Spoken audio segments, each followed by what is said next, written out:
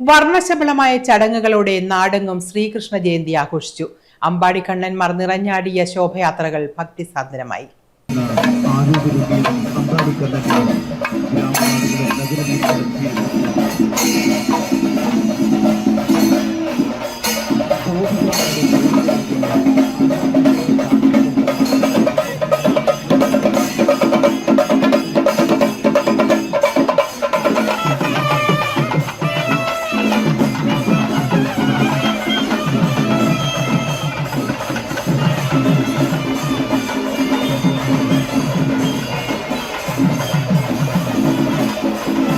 വർണ്ണശബളമായ ചടങ്ങുകളോടെ നാടെങ്ങും ശ്രീകൃഷ്ണ ജയന്തി ആഘോഷം.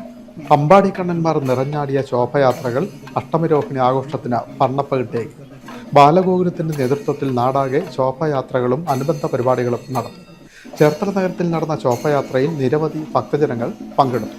ഗോപൂജ, സാംസ്കാരിക സമ്മേളനം, ഉറിയടി, മഹാശോഭയാത്ര എന്നിവ നടന്നു.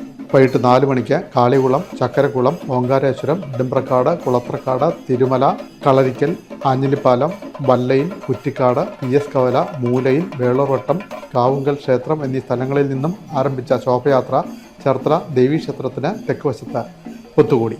തുടർന്ന് ടൗൺ സ്കൂൾ പരിസരത്ത് നിന്ന് ശോഭയാത്ര ആരംഭിച്ചു.